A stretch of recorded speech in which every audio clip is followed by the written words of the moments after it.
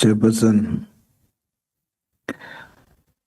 Marcus Aurelius, the Stoic philosopher, he says, the person who clings to falsehoods or refuses to acknowledge error suffers more in the long run than the one who is willing to learn and grow. The blue ticking, the digis actions, those are just distractions. Our goal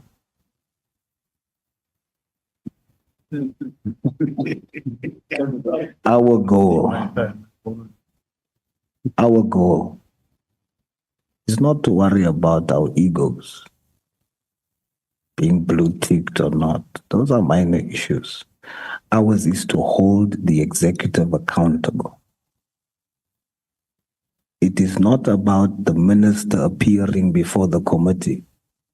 It is about the minister answering South Africans for her actions. Let's keep our eyes on the goal, the process of accountability. Therefore, we'll wait. If it's the 22nd, I will only participate in a meeting where the minister is present and all that was involved. So, 22nd, Chairperson, let's meet with the minister on the 22nd and hold her accountable for her actions. Thank you, Chair. Thank you very much. Hold on, Lonzi. I want to start this thing. It's going to start now when you think I'm sabotaging your time. You can go ahead. No, thanks, Chair. I don't think I'm going to be long. I think maybe to pick up from what Honorable Sauls said is that there seems to be a forgetting of what really the main fight was about here from the start. And the fight was about having our sitters do the work that they're supposed to do. Ensuring that we've got the correct people who are appointed to our sitters, ensuring that we deal with the corruption in our sitters, ensuring that the comrades who are connected, the corrupt officials and all of those are uprooted from our sitters so that our sitters can be able to serve the youth of South Africa. When we woke up this morning, Chair, we woke up to statistics which said the South African Police Service advertised 5,500 posts for young people to participate in the training program. And as shocked as we all were, 927,000 young people applied to just 5,000 posts. So it means at least more than 920,000 young people in South Africa are not going to be in education, are not going to be in employment, and they're not going to be in training, the so-called NEET youth. Now, that is the gap that the sitters is supposed to fill, because the billions and the millions that our government invests, the budgets that were being debated and are going to be voted on, those monies are supposed to be used to upskill our youth, to train our youth, and to ensure that they are placed in the necessary firms. I mean, we know the corruption that happens. For example, if we look at what happens in the construction sitters, we see how big business is able to take budgets, not necessarily to train young people, but to cut production costs.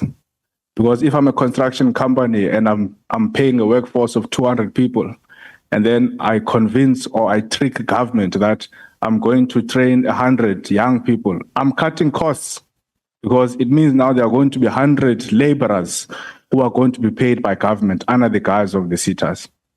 So that is the main cause here. But of course, on the way, we then reach this major stumbling block of a department that is unwilling to take accountability and a ministry that is unwilling to take accountability of that particular work. So I just wanted to remind us, Chair, of where really this fight is coming from. But as I said, I won't be long. On the DG, I think, Chair, the DG must be called to come and explain why he would send out an email cancelling our meeting, because it's a meeting of Parliament. Not even a state president can cancel a meeting of Parliament.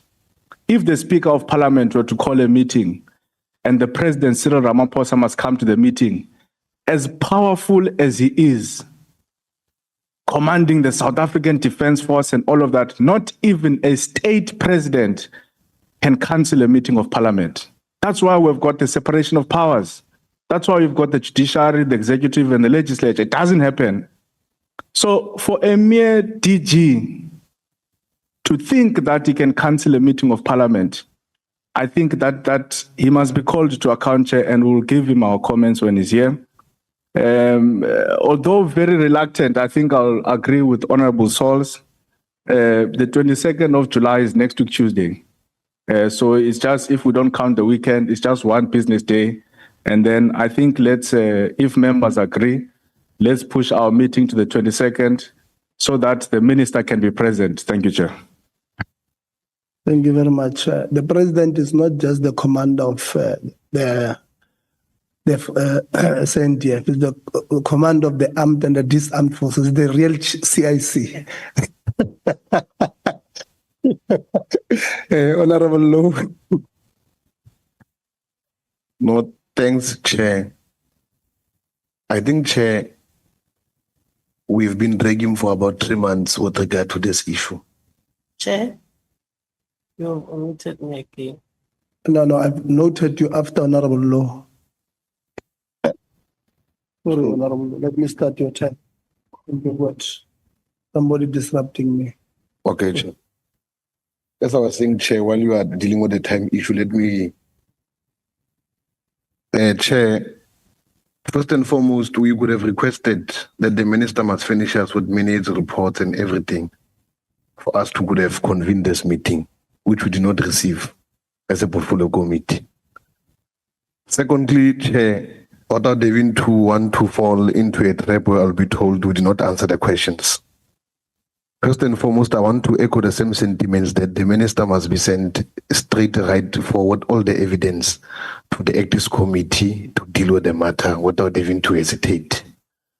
Because we've been dragging, we've written letters, we've taken all the steps as the committee, and I think the Parliament give us the obligation to refer such a matter to the Ethics Committee so that we can be able to deal with the behavior and the ethical conduct that we have observed as the members of Parliament. 1. 2, I want us to agree that for those that been critiquing us, there must be someone in this Parliament so that they are able to come and reply and respond to issues. And 3, I want us to afford the panelists who are here today an opportunity to respond to our questions so that as we compile our report, referring it to Ethics Committee with regard to what we have, it becomes solid. And then as we are going to summon the 3 panelist members who are able to get a solid report that gives directive as to what we want to attain. We can't forever drag the matter at the expense of the students who are suffering, not getting their allowances. We have seen lately now, NSFAS has released a statement to say they want to verify the private providers as to are they going to be paid or what. And yet our female students are yet to pay to their bodies because they have been abused, because they don't have the means to pay for what is expected from them. So for those who do not come to the DG, because I know Ethics Committee to its act, for those who are come to Parliament can be also drawn to the committee. So it is quite important that we summon the DG, we summoned the DG Rulani, we summoned Solane to come and account here and strictly refer the matter of the minister to Ethics Committee. Because I can tell you, Chair, by the time we are going to even call the minister on the 22nd, we might have another issue that the minister might not be able to appear to Parliament. Now, fair enough, for progress sake for this Parliament, I want to recommend that we take the minister to Ethics Committee together with the DG, because the DG is accountable to Parliament, and then we proceed with the meeting where we are going to have to ask the questions as to was there a process, because we have read letters, we receive letters, and it's only important if we get clarity on a record purpose so that we are able to assist Parliament. So I don't want to wish to waste time. Those are my proposal to the committee, and I would wish that we proceed with the panelists who are here to clarify. Thanks, Chair.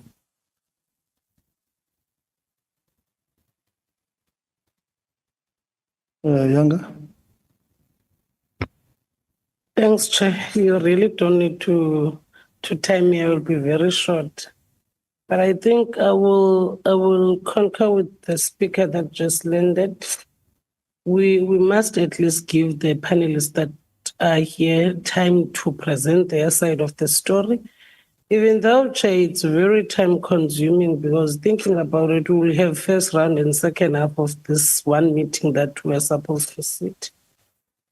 When we speak of the DG's case, I think DG ngumuntu nje talented.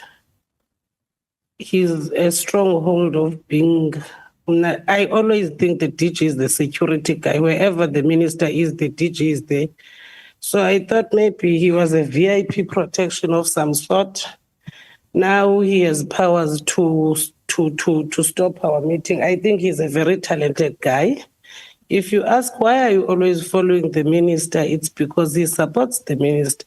But when the minister is seated there, can't respond, he's not there to support. So we must summon the DG, and he must give clarity why did he send the communique that he sent to this person that we called in this house. And thirdly, Chair, the meeting on Tuesday can sit only if the minister is here. I think maybe we'll need to escalate this issue once and for all. The minister must come and account so that we end this business. We can't be running around discussing this issue for the whole year, whereas we have real issues out there that we need to respond to. There was a case that I was reading, Chairperson, that was sent to the committee by a student of UNIS. There are many that we need to deal with, and we have to deal with one problem that needs to be accounted for by one person who just does not want to come and answer. Maybe, Chair, with the powers invested in you, you must make sure that Tuesday she must come, and her people, they must come and account, see Valele topic, so that we start with the new term, with new things, because this thing here has gone way too long. And you know, when you are following Karabo, you just know that, Honorable Karabo, that this thing here must be closed. We are tired. We are really tired. But to DG, and if one, he can stop following the minister and do his work, and two, and stop being a member of parliament. He has never been elected by any voters of South Africa, so he has no obligation to intervene on how we run our meetings. And the minister must not do it also, because we are seeing now she's trying to guide on how and when to sit the meeting. It must not be allowed by this committee or by anyone in this manner. Thank you, Chair.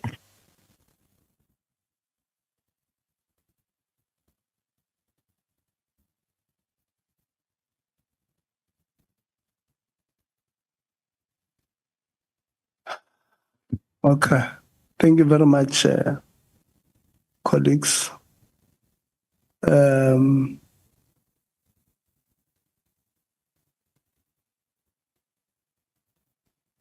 Yeah, Tuesday won't work as well. Because plenary starting at 10. We just checked now.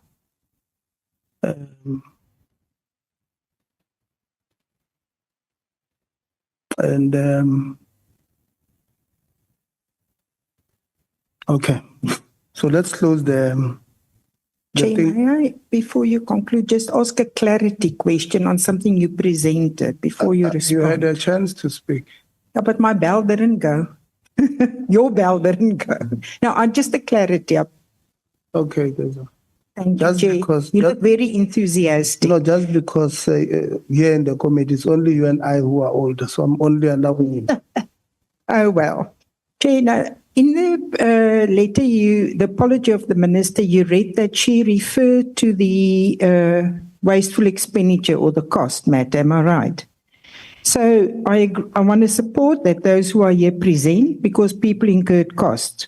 But the minister is causing wasteful expenditure. She mustn't refer us to that when she's causing it.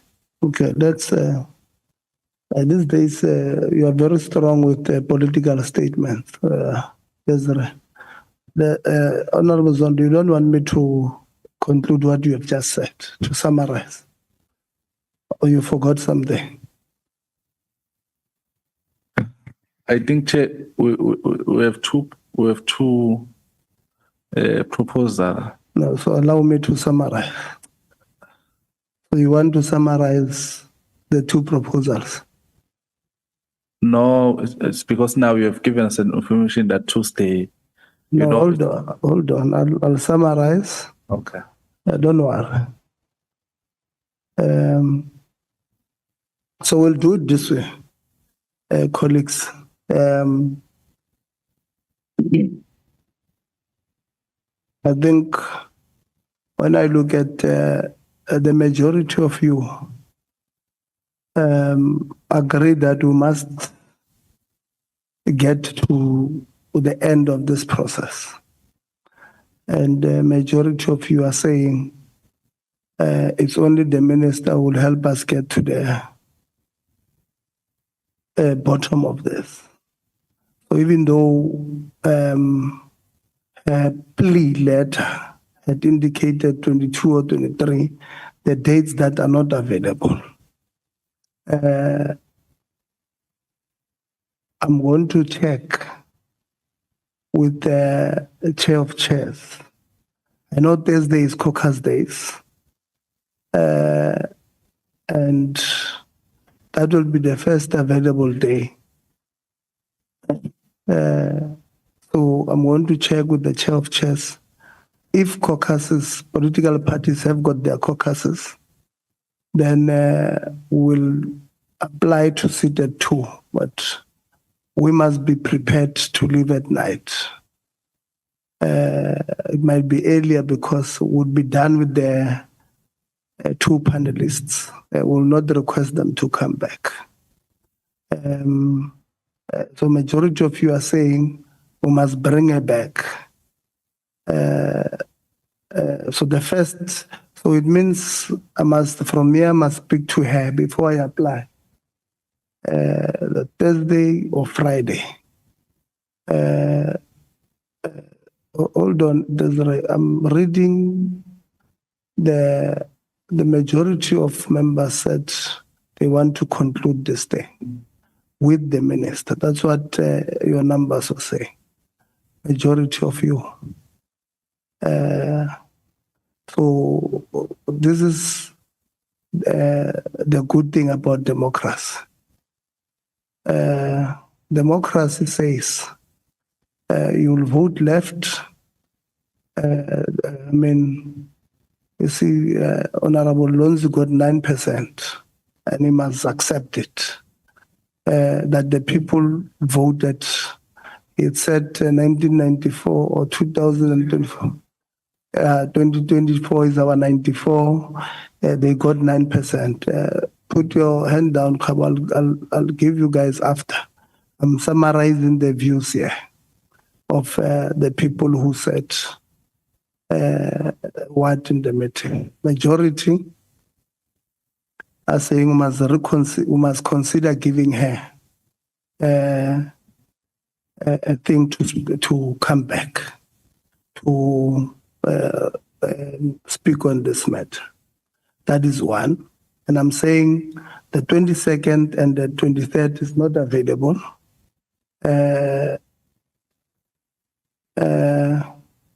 We will apply for Thursday, but Thursday is normally a caucus in the morning.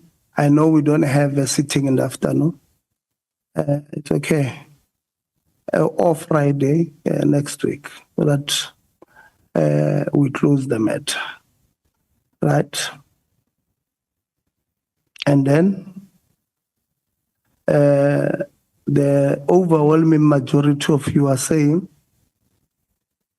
we must summon the Director General to explain his role on a number of issues.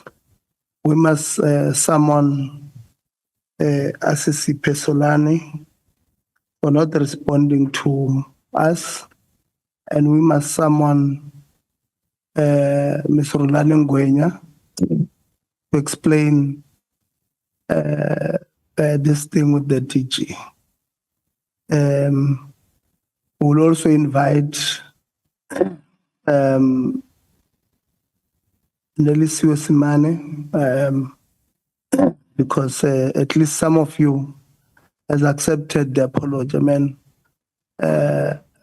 when we don't have proof of somebody faking something, we must not make it a reality that there's such a thing. So then we had 2 members who said, in the meantime, we must send the minister to ethics on evading parliament.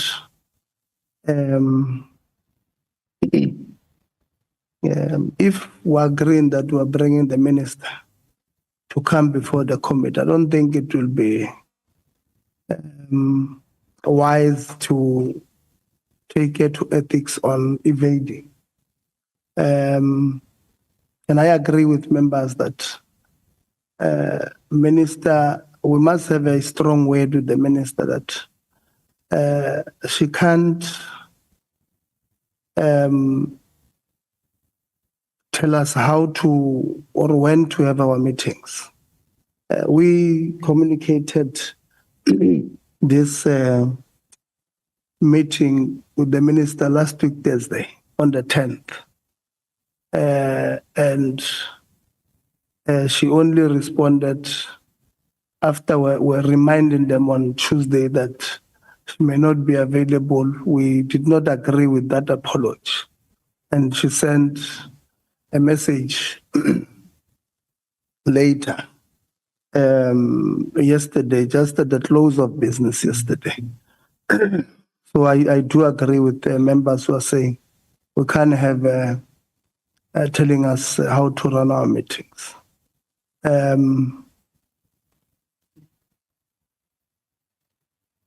So a majority of you, I mean, including, I can count you who said we must give it a second chance. Desiree was the first one. Kize, Zondo, Ngubane, Sauls, Honorable Lonzi, and Honorable Governor who said we must bring her only if she's available. So 7 members here out of 10 of you indicated that we must bring the minister back. So when we summarize your view. These are your views on bringing her back. And then we are going to conclude that way on this specific matter that I've noted you put your hand down. I've noted you, I'll call you. And from there we will, obviously the 22nd and 23rd is not available. And then others we are going to process in that fashion.